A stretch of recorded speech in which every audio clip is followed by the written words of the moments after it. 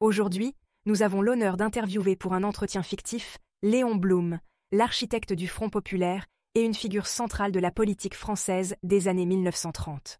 Nous allons parler des réformes, des difficultés rencontrées et des critiques faites à ce mouvement. Merci d'être avec nous, Monsieur Blum.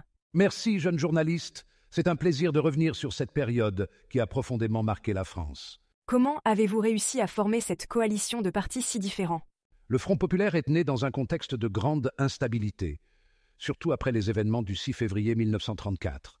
Ce jour-là, les ligues d'extrême droite, comme les Croix de Feu de François Delaroque et l'Action française de Charles Maurras, ont orchestré une manifestation violente qui a failli renverser la République. Il y avait une véritable crainte que la France suive le chemin de l'Italie fasciste ou de l'Allemagne nazie. La gauche n'avait pas le choix. Il fallait s'unir pour sauver la démocratie. Pouvez-vous nous en dire plus sur ces événements du 6 février 1934 ? Les émeutes du 6 février ont été déclenchées par un scandale politico-financier, l'affaire Stavisky. Alexandre Stavisky, un escroc notoire, avait réussi à frauder des banques et des caisses publiques, et beaucoup soupçonnaient que des hommes politiques de la République le protégeaient. Quand il a été retrouvé mort dans des circonstances mystérieuses, la droite nationaliste a exploité l'affaire pour attaquer le gouvernement. Ce jour-là, les ligues ont attaqué le palais Bourbon, siège de la Chambre des députés. Les violences ont fait 15 morts et des centaines de blessés. La République a tremblé. Pour moi, c'était une répétition générale de ce que les fascistes pourraient faire en France si on ne les arrêtait pas. Ces événements ont donc été le catalyseur de la création du Front populaire. Comment avez-vous convaincu les différents partis de gauche de s'unir, malgré leurs différences ? Le dialogue a été difficile, notamment avec les communistes de Maurice Thorez. Les communistes étaient extrêmement méfiants à l'idée de coopérer avec les socialistes et les radicaux, car ils nous considéraient comme trop modérés. Nous étions, pour eux, des social-traîtres. De plus, les radicaux, eux, étaient bien plus conservateurs sur le plan économique. Mais face à la montée du fascisme, nous avons tous compris qu'il fallait faire des concessions. Il faut savoir que ce n'est pas seulement l'union des partis politiques qui a été difficile, mais aussi celle des militants sur le terrain. Par exemple, lors de certaines manifestations en 1935, on pouvait encore sentir une certaine hostilité entre socialistes et communistes, mais la menace commune a fini par les rapprocher. Quelle a été la réaction des ligues d'extrême droite et des conservateurs à la formation de cette alliance ? Les ligues étaient furieuses, bien sûr. L'Action française parlait d'un complot judéo-bolchevique, ce qui est ironique puisque je suis moi-même juif et que j'ai toujours défendu un socialisme républicain. Les Croix de Feu de la Roque, de leur côté, ont tenté de mobiliser leurs sympathisants pour contrer l'alliance du Front populaire. Quant aux conservateurs, ils nous accusaient de semer la zizanie dans le pays et de mettre en péril l'économie avec notre programme social. Mais ils ignoraient que l'union de la gauche allait se révéler un mouvement de fond. En 1936, vous remportez les élections avec une majorité nette. Comment était l'atmosphère à ce moment-là parmi les classes ouvrières et dans la société en général ? Il y avait une euphorie incroyable. Imaginez, c'était la première fois qu'un gouvernement socialiste arrivait au pouvoir en France, soutenu par une large coalition de gauche. Les ouvriers, les petits employés, les paysans, ils espéraient que nous allions enfin améliorer leurs conditions de vie. Les syndicats étaient plus puissants que jamais et voyaient dans cette victoire la possibilité de réaliser de grandes avancées sociales. Je me souviens qu'après les résultats, des foules se sont rassemblées devant le siège du Parti socialiste pour célébrer cette victoire. Il y avait un sentiment de solidarité et d'espoir, comme si tout devenait possible. Les conservateurs et les milieux patronaux, quant à eux, n'étaient évidemment pas ravis. Quels ont été leurs arguments contre votre gouvernement ? Les conservateurs, comme Pierre-Étienne Flandin et Louis Marin, ont immédiatement commencé à attaquer notre programme, le qualifiant de dangereux pour l'économie. Ils estimaient que les réformes sociales que nous envisagions allaient détruire la compétitivité de l'industrie française. Les grands patrons, notamment ceux du comité des forges, comme Ernest Mercier, disaient que nos mesures sociales allaient provoquer des faillites en série. Ils parlaient de soviétisation de la France. Et la presse conservatrice, comme Le Temps, alimentait ces craintes. Certains allaient jusqu'à dire que nous préparions une révolution à la bolchevique, ce qui, bien sûr, était totalement faux. Il y a eu aussi des tensions internes au sein du Front populaire, notamment entre les socialistes et les communistes. Pouvez-vous nous en parler ? Oui, ces tensions étaient inévitables. Les communistes, sous l'influence de Moscou, poussaient pour des réformes beaucoup plus radicales, comme la nationalisation complète des industries et des banques. De notre côté, nous voulions un socialisme républicain et progressif sans bouleverser l'économie. Maurice Thorez, le leader du Parti communiste, ne cessait de critiquer notre approche jugée trop modérée. Je me souviens d'un moment particulièrement tendu. Lors d'une réunion avec Thorez, il m'a dit en face que je faisais trop de concessions au patron. Mais je lui ai répondu que si nous allions trop vite, nous risquions de tout perdre, car nous devions aussi gouverner dans le cadre des institutions républicaines. Malgré ces tensions, vous avez lancé de nombreuses réformes sociales majeures. Par où avez-vous commencé? Nos priorités étaient claires dès le départ. Il fallait améliorer les conditions de travail des ouvriers. Nous avons donc mis en place des réformes comme la réduction de la durée du travail à 40 heures par semaine et les congés payés, qui étaient révolutionnaires pour l'époque. En juin 1936, après notre arrivée au pouvoir, des millions de travailleurs se sont mis en grève pour soutenir ces réformes. Il y avait des occupations d'usines partout en France. C'était à la fois un moment exaltant et un défi immense, car nous devions agir vite pour éviter une paralysie complète de l'économie. Les grèves de mai-juin 1936 ont été massives. Comment avez-vous géré cette vague de grèves tout juste après votre élection? Ces grèves ont été inattendues, surtout par leur ampleur. En mai 1936, des millions de travailleurs se sont mis en grève, occupant parfois leur lieu de travail. Renault, Citroën, toutes les grandes usines étaient touchées.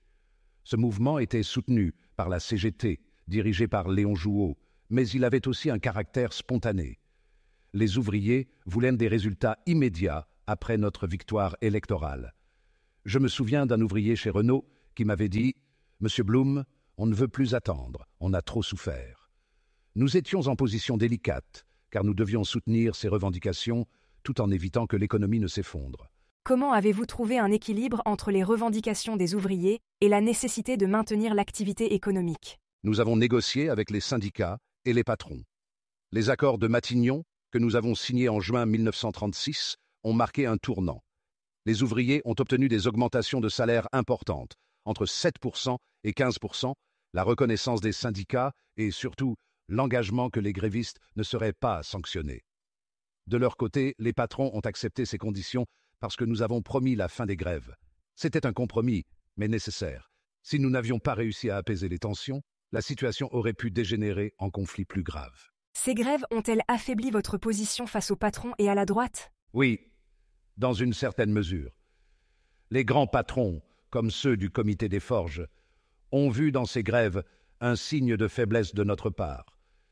Ils pensaient que nous étions sous l'emprise des syndicats et que nous ne pouvions plus gouverner de manière autonome. Ils redoutaient aussi que ces mouvements sociaux ne s'étendent à d'autres secteurs, ce qui aurait pu paralyser toute l'économie.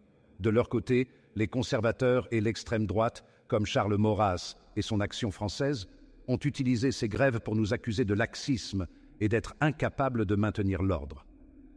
Cependant, il faut rappeler que ces grèves, bien qu'exceptionnelles par leur ampleur, sont restées globalement pacifiques.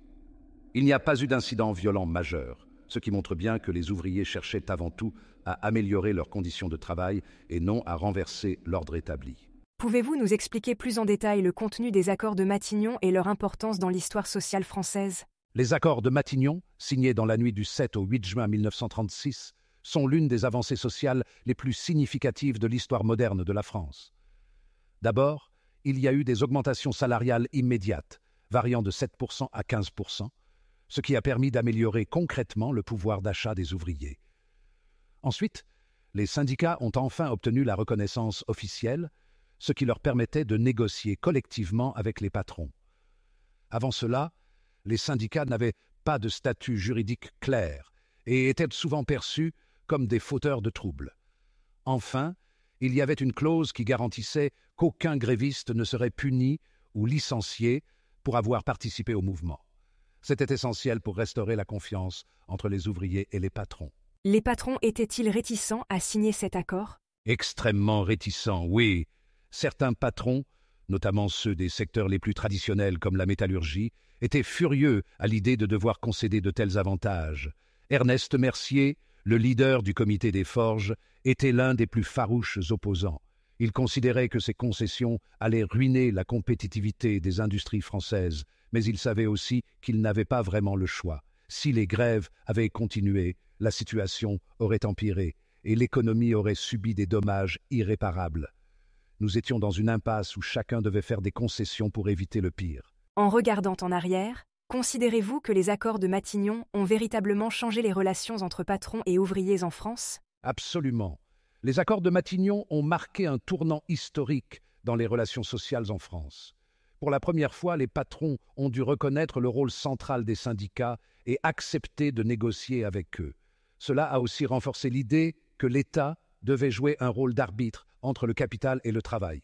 Les ouvriers ont pris conscience de leur pouvoir collectif, et cela a changé la dynamique des rapports de force. Bien sûr, tout n'a pas été résolu d'un coup, et les tensions ont perduré, mais ces accords ont posé les bases d'une nouvelle ère de négociation sociale. Après la signature des accords, qu'avez-vous ressenti? Un soulagement ou plutôt une appréhension par rapport aux défis à venir? Un mélange des deux, honnêtement.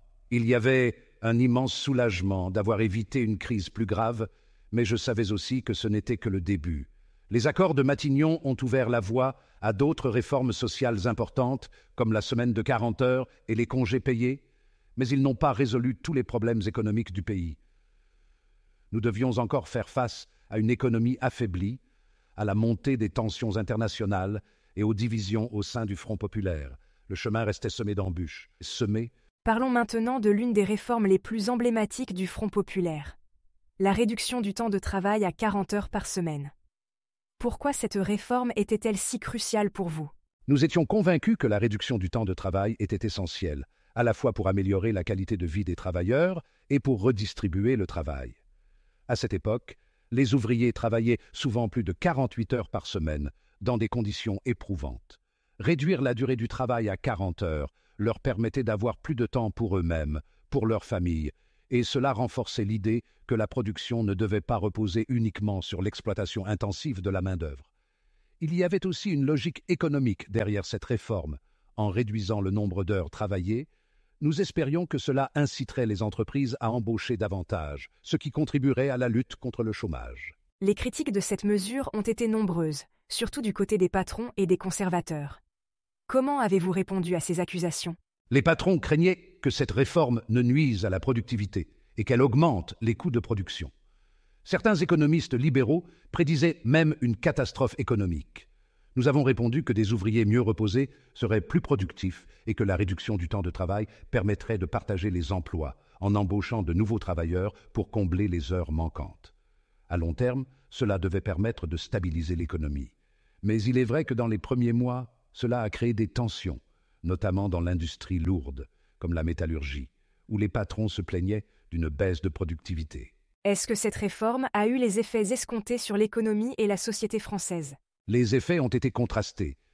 Dans certains secteurs, notamment dans les services, la réforme a été bien accueillie et a même permis de créer de nouveaux emplois. Mais dans d'autres secteurs, comme l'industrie, il a fallu un temps d'adaptation. À court terme, cela a effectivement créé des frictions, car les patrons ont dû revoir l'organisation du travail et compenser la perte d'heures. Cependant, sur le plan social, la réforme a été un immense succès. Les ouvriers ont enfin eu du temps pour eux, ce qui a amélioré leur bien-être général. Ce sont des réformes qui ont marqué le début d'un nouvel équilibre entre travail et vie privée. À côté de la réduction du temps de travail, vous avez aussi instauré les congés payés, une réforme tout aussi révolutionnaire. Pourquoi était-ce une priorité pour vous? Les congés payés étaient le symbole de notre volonté de redonner de la dignité aux travailleurs. Avant 1936, partir en vacances était un luxe réservé à une élite. Nous avons voulu changer cela en offrant à tous les ouvriers 2 semaines de congés payés par an. Ce n'était pas seulement une question de repos physique, mais aussi une manière de reconnaître que le travailleur avait droit à du temps pour lui, pour sa famille, pour découvrir autre chose que son quotidien parfois pénible. En offrant ces congés, nous avons ouvert les portes à une société plus équilibrée où le travail n'était plus la seule dimension de la vie. Les congés payés ont radicalement changé le quotidien de millions de Français. Comment ont-ils été perçus à l'époque? Les congés payés ont été accueillis avec une immense joie par les travailleurs. Pour beaucoup, c'était la première fois qu'ils pouvaient partir en vacances, découvrir la mer ou la campagne. Les images de trains bondés de familles ouvrières se dirigeant vers la côte, sont devenus emblématiques de cette période. Ce fut une véritable révolution dans la manière dont les Français concevaient leur rapport au travail. Pour les ouvriers, cela représentait un moment de liberté et d'évasion, un droit qui leur était enfin reconnu. Les congés payés ont profondément transformé la société française. Quelle a été la réaction des opposants à cette réforme, notamment parmi les conservateurs et les patrons? Les patrons étaient très inquiets, notamment dans l'industrie, car ils voyaient cela comme une perte de productivité. Ils disaient « Si nos ouvriers partent en vacances, qui va faire tourner les usines ?» C'était une vision très court-termiste, axée uniquement sur le profit immédiat. Les conservateurs, eux, considéraient que les congés payés allaient ruiner l'économie française, car ils pensaient que l'État et les entreprises n'avaient pas les moyens de financer cela. Philippe Henriot, par exemple, une figure de l'extrême droite, disait que c'était une mesure bolchevique. Mais ce qu'ils ne comprenaient pas, c'est que des ouvriers reposés et heureux étaient plus productifs à long terme. Et puis, les congés payés ont eu un effet économique indirect. Les familles qui partaient en vacances consommaient dans les hôtels, les restaurants, et cela a soutenu l'économie des régions touristiques. Quels ont été les premiers effets concrets de cette mesure sur la société française dans les mois qui ont suivi? Les premiers effets ont été visibles dès l'été 1936. Ce fut un moment unique. Des milliers de familles ouvrières ont pris pour la première fois le train pour aller à la mer ou à la montagne. C'était une véritable révolution sociale. Je me souviens de témoignages d'ouvriers de la région parisienne qui n'avaient jamais quitté leur banlieue et qui découvraient soudain les plages de Normandie. Il y avait quelque chose d'émouvant dans cette conquête de nouveaux horizons par les classes populaires. On a vu naître ce qu'on appellerait plus tard le tourisme de masse, qui s'est ensuite développé avec le temps. Vous parliez des régions touristiques. Peut-on dire que les congés payés ont aussi eu un effet économique, au-delà du simple bien-être des travailleurs? Absolument. Les congés payés ont été un moteur pour l'économie du tourisme, notamment dans des régions comme la côte méditerranéenne, la Bretagne ou encore les Alpes.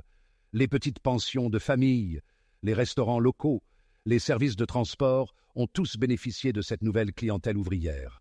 On a vu se développer des infrastructures touristiques, des campings et même des colonies de vacances, destinées aux enfants des familles modestes.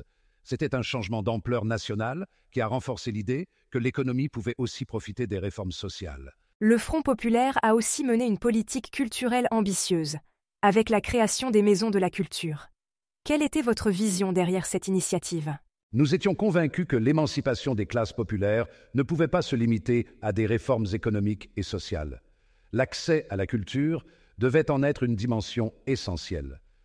Jusqu'alors, la culture, qu'il s'agisse du théâtre, de la musique ou de l'art, était perçue comme réservée à une élite bourgeoise.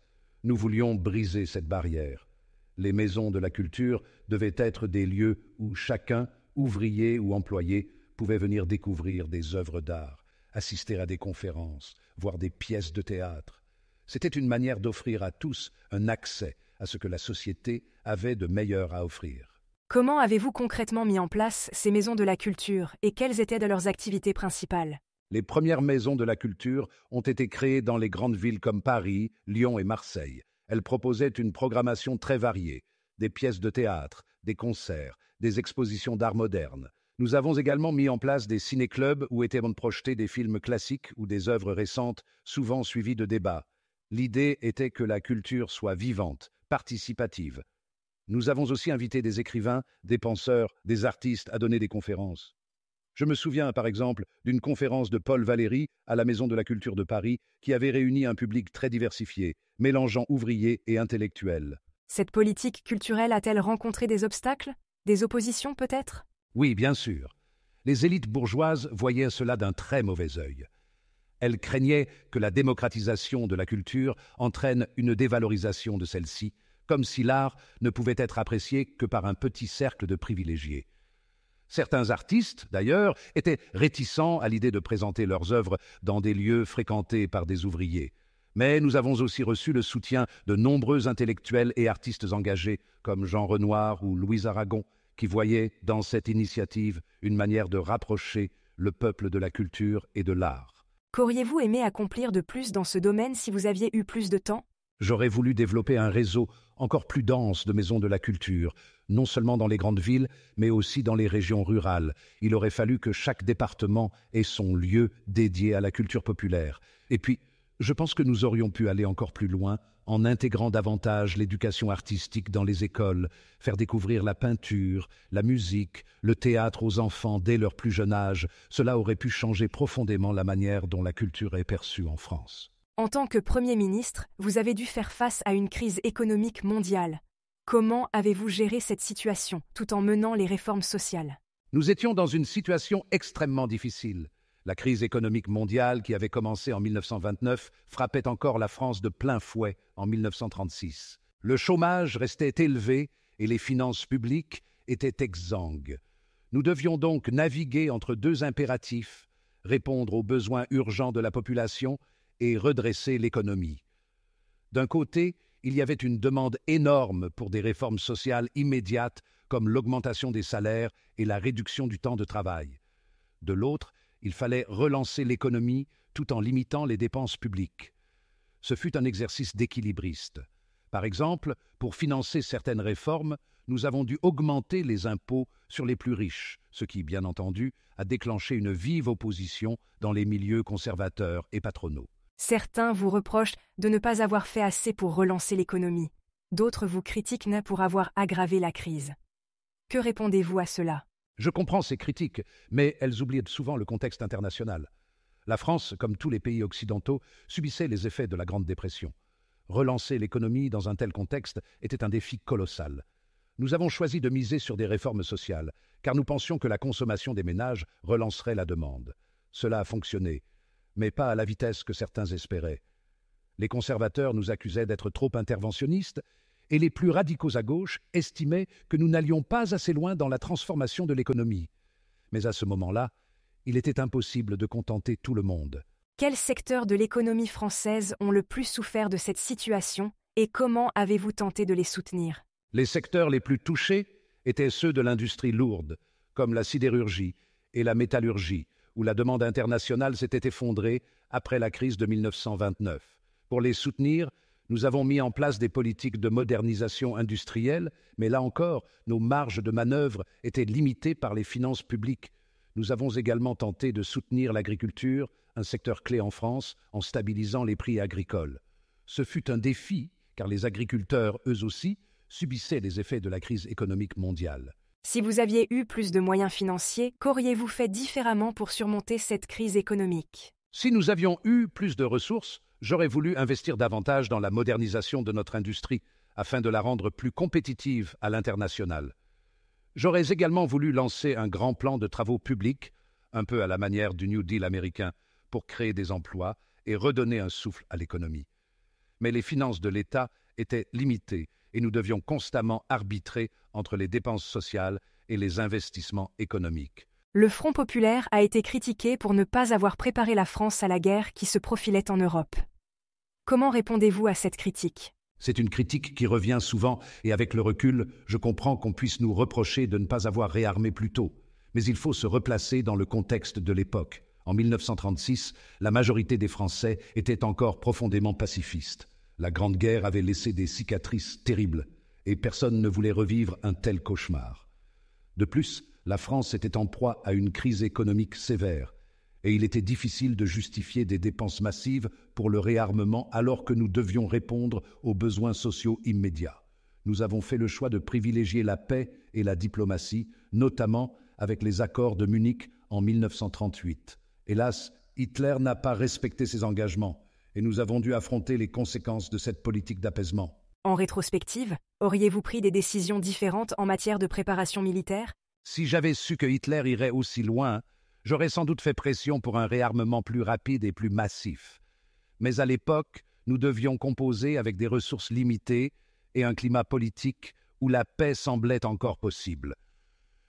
Je pense que nous avons fait les meilleurs choix possibles dans le contexte qui était le nôtre. En 1938, le Front populaire s'effondre. Quelles ont été les principales causes de cet échec?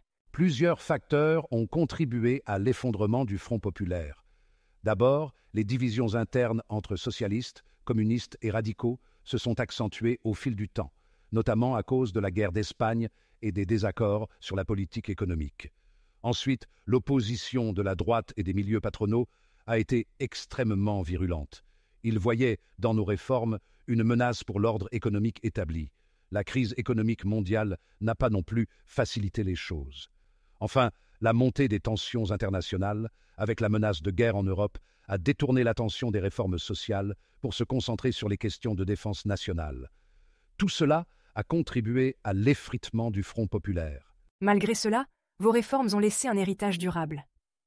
Quelle est celle dont vous êtes le plus fier? Je suis particulièrement fier des congés payés. C'est une réforme qui a vraiment changé la vie de millions de travailleurs. Pour la première fois, les ouvriers pouvaient partir en vacances, profiter du temps avec leurs familles, découvrir d'autres régions. Cela a profondément changé la société française. Je suis aussi fier de la réduction du temps de travail à 40 heures par semaine. Même si cela a été critiqué à l'époque, cette réforme a marqué un tournant dans la manière dont nous concevons le rapport entre travail et temps libre. C'était une avancée sociale majeure. Quels étaient les plus grands défis personnels que vous avez rencontrés pendant votre mandat? Le plus grand défi a sans doute été de concilier les attentes énormes des Français avec les réalités économiques. Les ouvriers, les employés, les paysans, tous espéraient des réformes rapides et radicales. Mais nous étions limités par le manque de moyens financiers et la résistance farouche des milieux conservateurs et patronaux. Chaque réforme était un combat. Il fallait constamment jongler entre les urgences sociales et les contraintes budgétaires.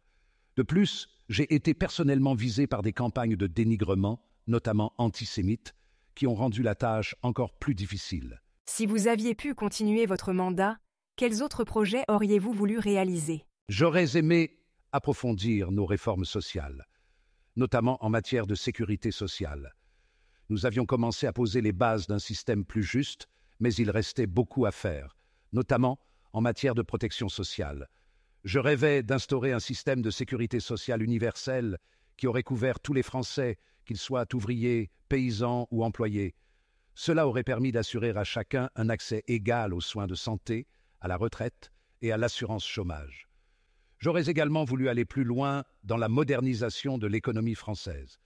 Nous avions des projets pour soutenir l'innovation industrielle et investir dans les infrastructures, mais la crise économique mondiale nous a contraints à faire des choix difficiles.